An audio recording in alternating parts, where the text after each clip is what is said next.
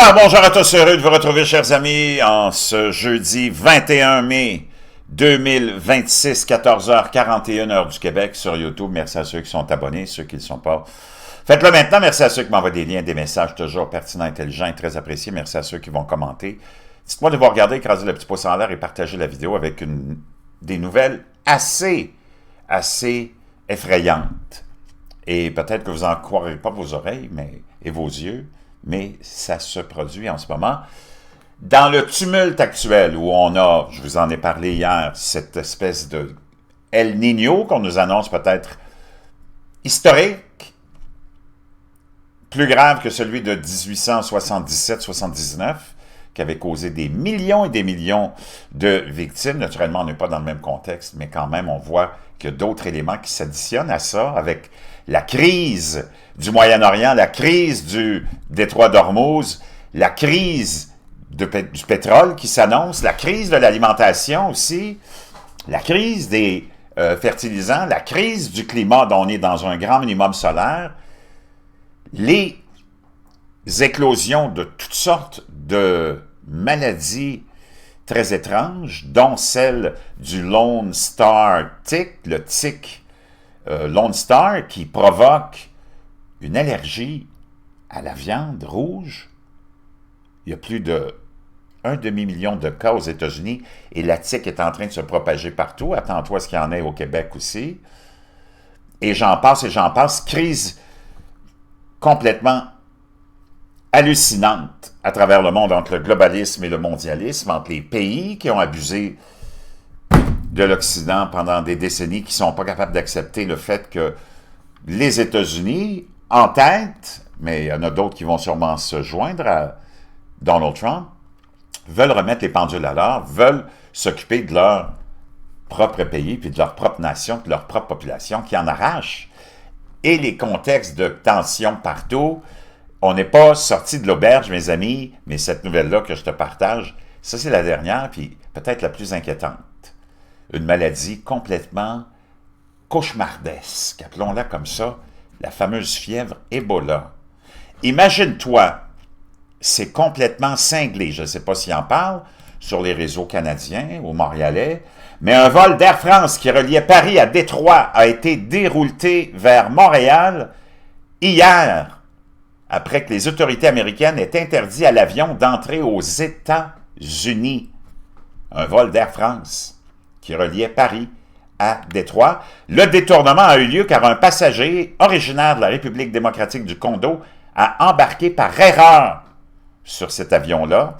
Les services des douanes et de la protection des frontières des États-Unis ont invoqué les restrictions de voyage récemment émises ou mises en place et une interdiction temporaire de voyager 30 jours pour les voyageurs en provenance de la République démocratique du Congo, du Soudan du Sud, de l'Ouganda en raison des risques liés au virus Ebola.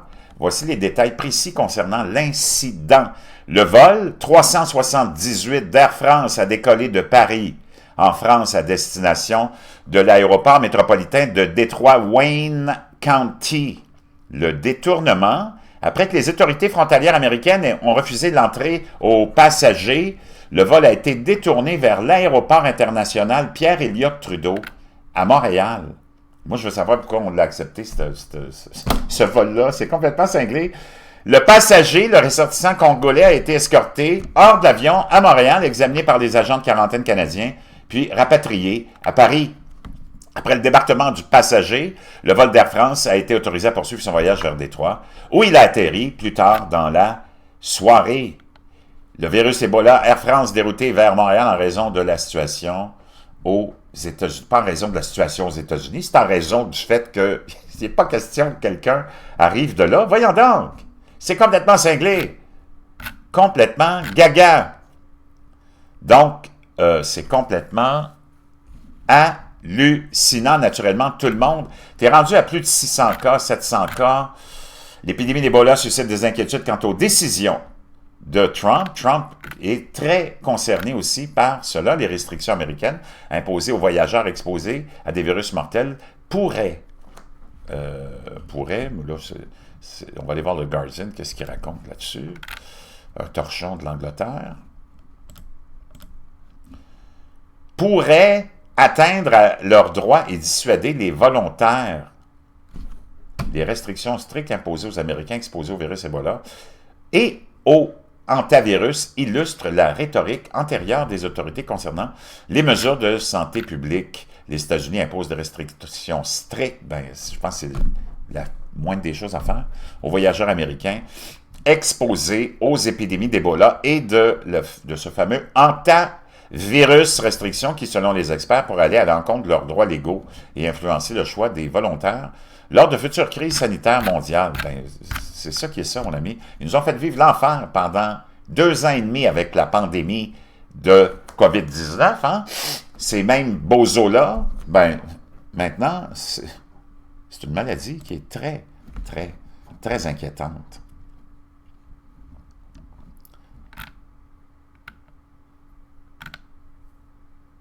Donc, on essaie de aussi prétendre que les coupures budgétaires de Trump dans l'aide internationale ont peut-être aidé à alimenter l'épidémie d'Ebola. OK? Une organisation humanitaire, naturellement, affirme que les coupures budgétaires de Trump ont entraîné un retard dans la détection. Complètement gaga. Il n'y a pas juste les États-Unis dans le monde, là.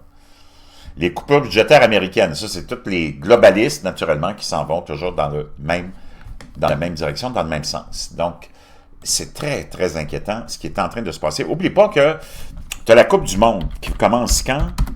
Aux États-Unis.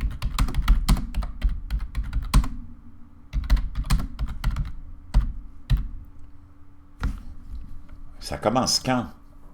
Le 11 juin. Du 11 juin au 19 juin 2026. Dans tout ce contexte-là, peux-tu imaginer? Wow! Comment ça va s'organiser tout ça? Comment ça va se passer? Est-ce qu'on est en train d'essayer de saboter, je ne sais pas, la Coupe du Monde parce que c'est aux États-Unis? On déteste, les globalistes détestent Donald Trump, détestent les patriotes, détestent peu, mais c'est quand même assez étrange tout ça. Quant au virus Ebola, c'est quoi les symptômes? Tu veux pas...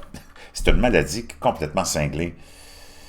Alors, les origines d'Ebola et les symptômes. Moi, j'en ai entendu quelques-uns de ces symptômes-là sur les réseaux.